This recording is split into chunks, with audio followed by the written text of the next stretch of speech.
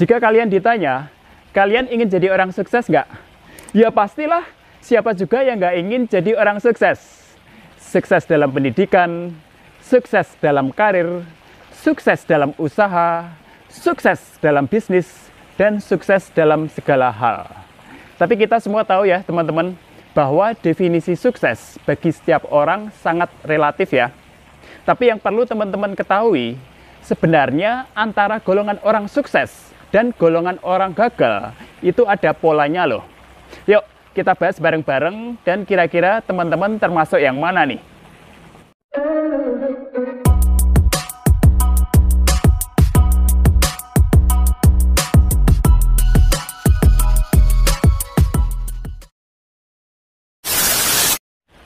Kita mulai dari hal yang pertama.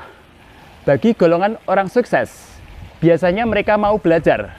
Mereka selalu open terhadap berbagai informasi-informasi baru. Sebaliknya, bagi golongan orang gagal, mereka sudah merasa sok pintar, merasa sok pandai, dan tidak butuh lagi informasi-informasi baru. Ya, kalau itu mah saya sudah tahu. Yes, jadi itu yang sering kita dengar dan sering terlontar dari mulut golongan orang-orang gagal. Jadi bagi golongan orang-orang gagal, justru membentengi diri terhadap berbagai informasi baru. Sehingga berbagai informasi baru yang sebenarnya sangat bermanfaat bagi mereka, malah mereka tolak. Aneh banget ya. Kemudian hal yang kedua, bagi golongan orang-orang sukses, mereka selalu bisa melihat dan menemukan peluang dalam setiap masalah yang mereka hadapi. Mau seburuk apapun kondisinya, selalu saja ada hal baik yang bisa diambil hikmahnya. Bahkan dalam kondisi paling buruk sekalipun, bagi golongan orang sukses, mereka selalu bisa mengambil sisi positif dari setiap masalah yang mereka hadapi. Sedangkan bagi golongan orang-orang gagal, mereka cenderung melihat masalah dalam setiap peluang yang mereka dapat. Bahkan bagi golongan orang-orang gagal, hal-hal yang sudah baik sekalipun, mereka selalu cari-cari kesalahannya. Selalu korek-korek sisi negatifnya. Capek deh. Kemudian hal yang ketiga, bagi golongan orang sukses, mereka selalu berusaha untuk mencari solusi atas masalah yang dia hadapi. Golongan orang-orang sukses, pikirannya selalu kreatif teman-teman. Mereka selalu mencari jalan dan cara bagaimana untuk mengatasi masalah yang mereka hadapi. Sebaliknya bagi golongan orang gagal, jangankan mencari solusi atas masalah yang terjadi. Justru biasanya bagi golongan orang-orang gagal, mereka adalah bagian dari masalah yang ada. Orang gagal akan menambah masalah, menambah keributan, dan membuat masalah jadi tambah ruwet. Aduh.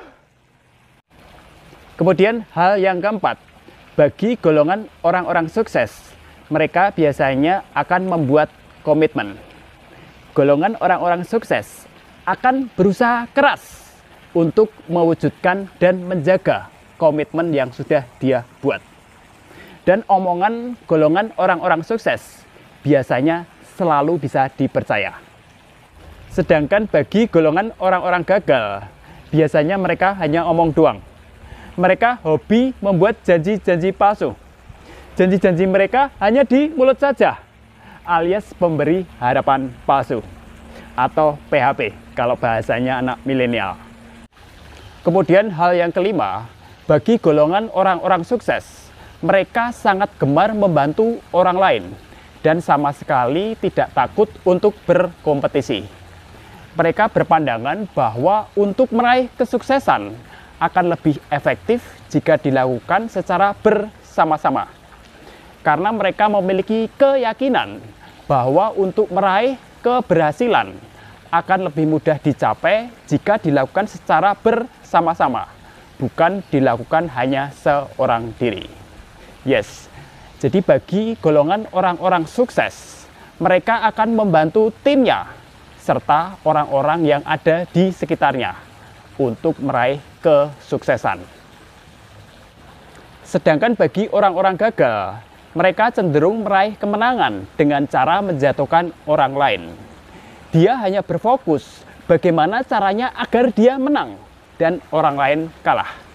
Dia hanya berpikir bagaimana bisa naik setinggi-tingginya dan orang lain jatuh serendah-rendahnya.